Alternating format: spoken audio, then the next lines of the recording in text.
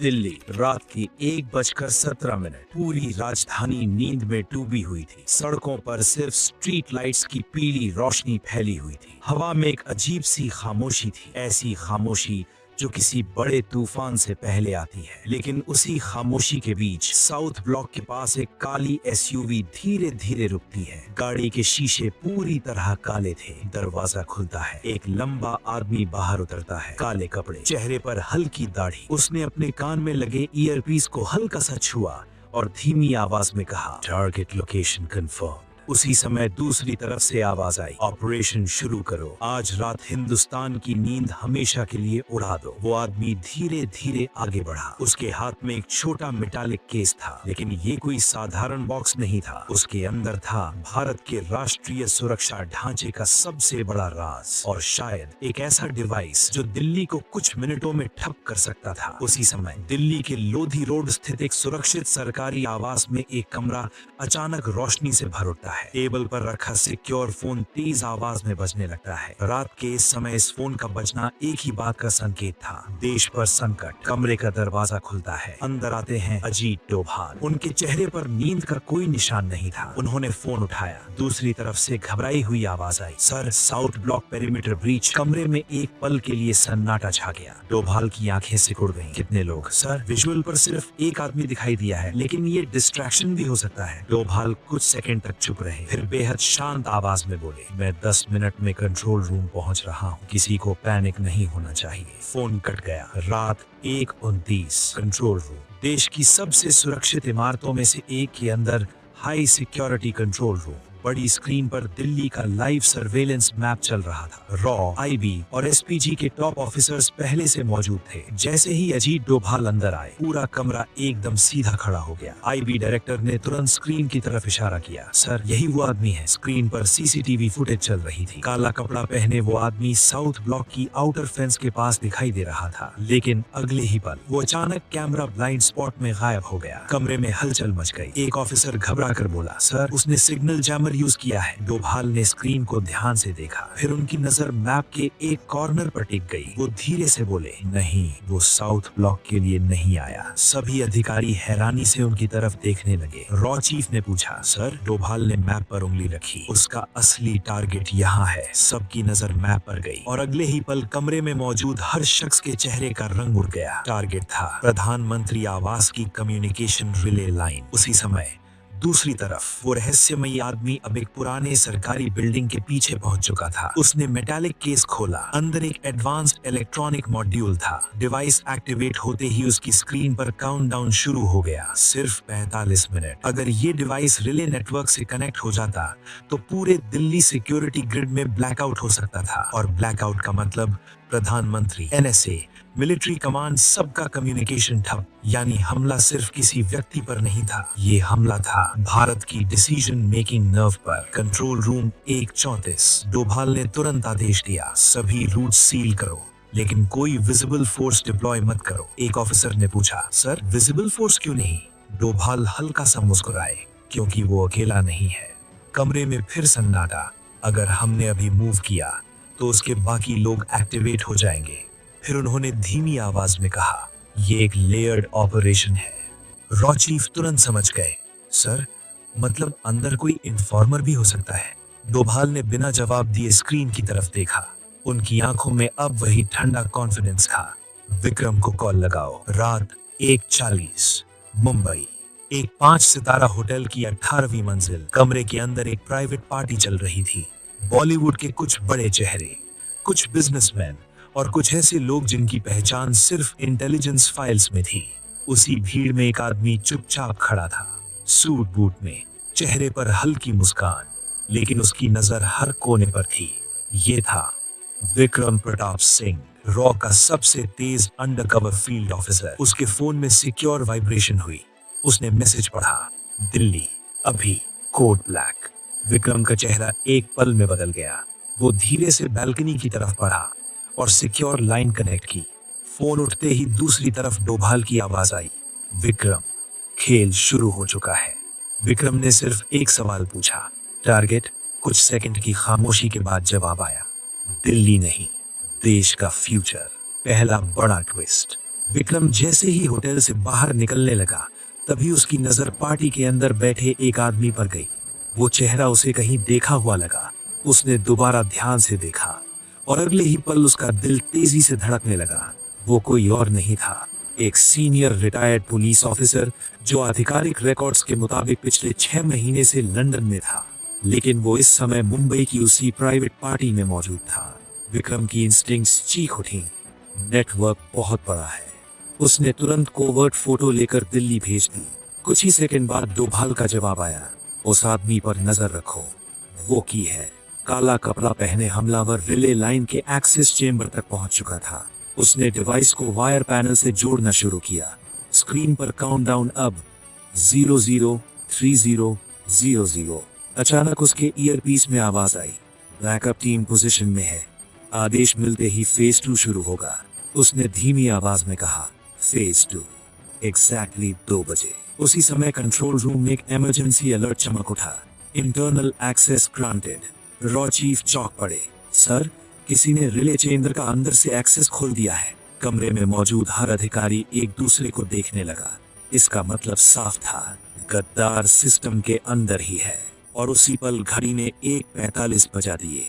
अब सिर्फ 15 मिनट बाकी थे। कंट्रोल रूम के अंदर अचानक लाल रंग की वार्निंग लाइट्स चमकने लगी। स्क्रीन पर सिर्फ एक लाइन ब्लिंक कर रही थी, इंटरनल एक्सेस ग्रांटेड। पूरा कमरा जैसे जम गया। रॉ चीफ की आवाज हल्की कांपी, सर, रिले चेंबर का एक्सेस सिर्फ लेवल 5 क्लियरेंस वालों के पास होता है। अजीत डोभाल की आंखें स्क्रीन पर जमी थी। उनका चेहरा बिल्कुल शांत था, लेकिन अंदर दिमाग बिजली की गति से चल रहा था। उन्होंने धीमी आवाज में पूछा, आज रात लेवल 5 एक्सेस वाले कितने अधिकारी ड्यूटी पर हैं? आईबी डायरेक्टर ने तुरंत टैबलेट खोला। कुछ सेकंड बाद उन्होंने जवाब दिया, सर, सिर्फ 4। कमरे में फिर सन्नाटा। 4 नाम स्क्रीन पर उभर आए, captain Raghav Mehra, commander Vivek Sarin, technical chief Nikhil Anand, deputy security head Kabir Chauhan. Doval ने एक एक नाम ध्यान से देखा, फिर अचानक उनकी नजर एक नाम पर रुक गई, निखिल आनंद। उन्होंने तुरंत पूछा, ये अभी कहाँ है? एक अधिकारी बोला, sir, last check in 1:18 AM। उसके बाद कोई मूवमेंट लॉग नहीं। डोभाल ने बिना समय गवाए आदेश दिया, इसकी लाइव लोकेशन निकालो। उसी समय रिले चेंबर के अंदर काला कपड़ा पहने हमलावर ने पैनल के वायर्स कनेक्ट कर दिए थे। काउंटडाउन अब 001432। उसने हल्की मुस्कान के साथ कहा, फेज 1 कंप्लीट। तभी पीछे से किसी के कदमों की आवाज आई। वो मुड़ा, सामने खड़ा था निखिल आनंद, भारत के नेशनल कम्युनिकेशन ग्रिड का टॉप टेक्निकल ऑफिसर। हमलावर ने पूछा, कोई प्रॉब्लम तो नहीं हुई? निखिल धीमी आवाज में बोला, नहीं, रास्ता साफ है, लेकिन जल्दी करो। अब साफ हो चुका था, गद्दार सिस्टम के अंदर ही था। उधर मुंबई में विक्रम उस रिटायर्ड पुलिस ऑफिसर का पीछा कर रहा था। वो आदमी होटल से निकलकर अपनी गाड़ी में बैठा और तेजी से एयरपोर्ट रोड की तरफ बढ़ने लगा। विक्रम ने अपनी कार थोड़ी दूरी पर रखते हुए पीछा जारी रखा। फोन वाइब्रेट हुआ, डोभाल की सिक्योर लाइन, विक्रम, हमें इनसाइडर मिल गया है। विक्रम ने तुरंत पूछा, नाम? निखिल आनंद। फोन के उस पार कुछ सेकंड की चुप्पी रही, फिर विक्रम बोला, इम्पॉसिबल। डोभाल की आवाज बेहद ठंडी थी, इस मिशन में इम्पॉसिबल कुछ नहीं है। तभी विक्रम की नजर सामने वाली कार पर गई। रिटायर्ड ऑफिसर की कार अब एयरपोर्ट कार्गो टर्मिनल के पास रुक चुकी थी। विक्रम के माथे पर बल पड़ गए, सर, यहाँ कुछ बड़ा होने वाला है। डोभाल खुद कंट्रोल रूम से बाहर निकलते हैं। उनके साथ सिर्फ 2 एलीट कमांडोज थे। रात की हवा में ठंडक थी,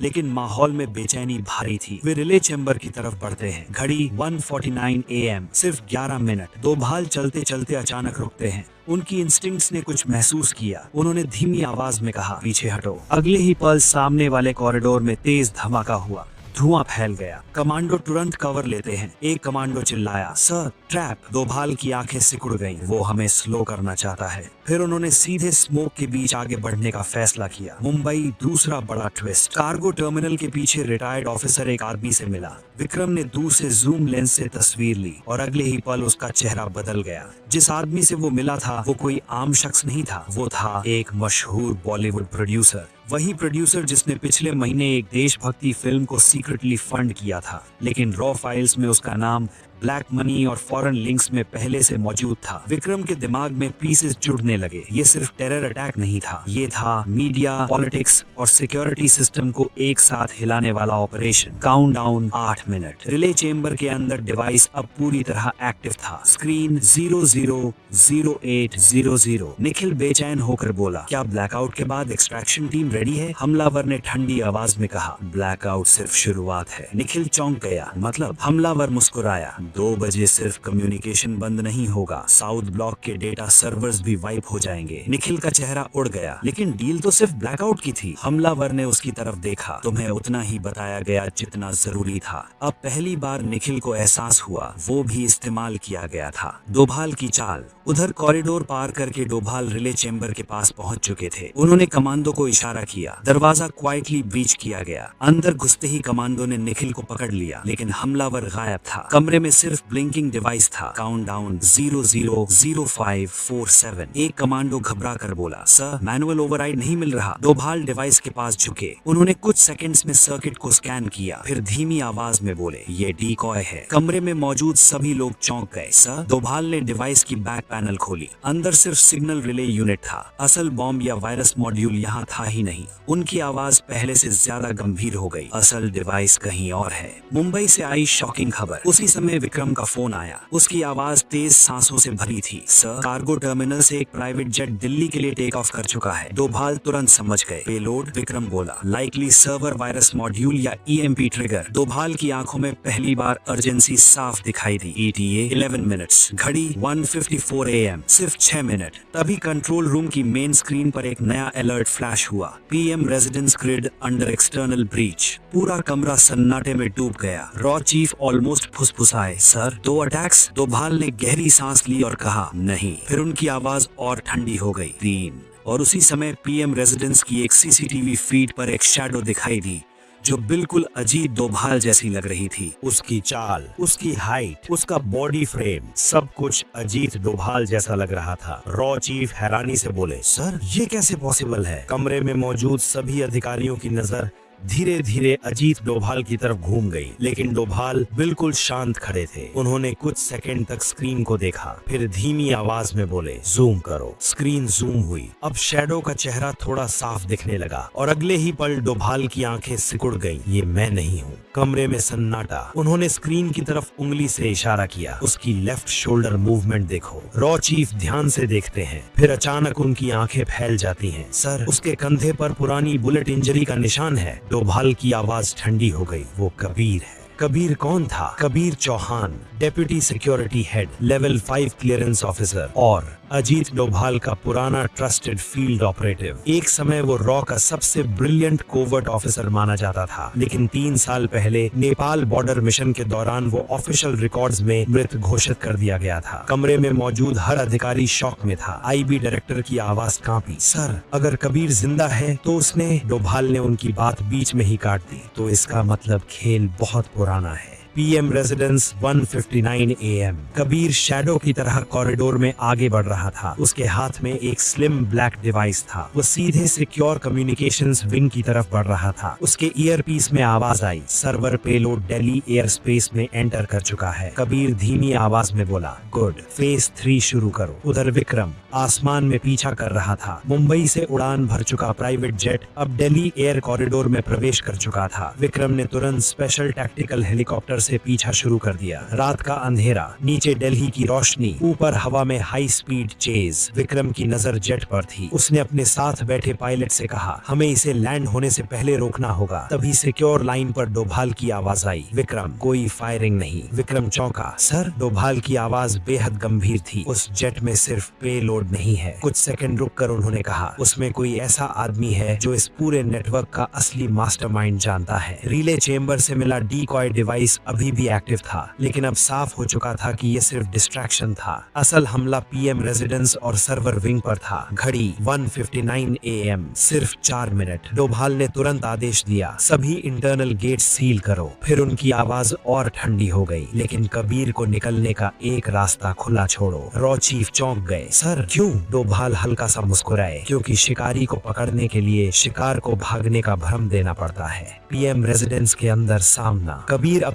सिक्योर सर्वर रूम के सामने खड़ा था। उसने बायोमेट्रिक ओवरराइड लगाया, डोर खुल गया, लेकिन जैसे ही वो अंदर कदम रखता है अचानक पीछे से आवाज आती है, 3 साल बाद मिले हो कबीर। कबीर एकदम रुक गया, धीरे धीरे पीछे मुड़ा। सामने अजीत डोभाल खड़े थे। पूरा कमरा जैसे जम गया। कबीर हल्का सा मुस्कुराया, सर आपने हमेशा की तरह जल्दी समझ लिया। डोभाल की नजर उसकी आंखों पर थी। तुम मरे नहीं थे। कबीर ने धीमे से कहा, मर तो गया था सर, उसी दिन जब सिस्टम ने मुझे छोड़ दिया था। कबीर की आवाज भारी हो गई। नेपाल मिशन में मुझे बैकअप मिलना था, लेकिन किसी ने जानबूझकर एक्सट्रैक्शन रोक दिया। कमरे में कुछ सेकंड सन्नाटा रहा। मैं 72 घंटे तक दुश्मन के कब्जे में था। उसकी आंखों में गुस्सा साफ था। उस दिन मुझे समझ आया, सिस्टम अपने लोगों को एक्सपेंडेबल समझता है। डोभाल की आवाज शांत थी, तुम्हें सच्चाई नहीं पता। कबीर हंस पड़ा, सच्चाई? सच्चाई ये है कि आज रात मैं उसी सिस्टम की रीढ़ तोड़ दूंगा। Countdown 2 minute. उधर जेट अब दिल्ली आउटस्कर्ट्स के ऊपर था। विक्रम टैक्टिकल रोप के साथ जेट के ऊपर उतर चुका था। तेज हवा, जेट की स्पीड, नीचे चमकती दिल्ली। विक्रम जेट की हैच तक पहुंचा। उसने मैग्नेटिक कटर निकाला, हैच खुली।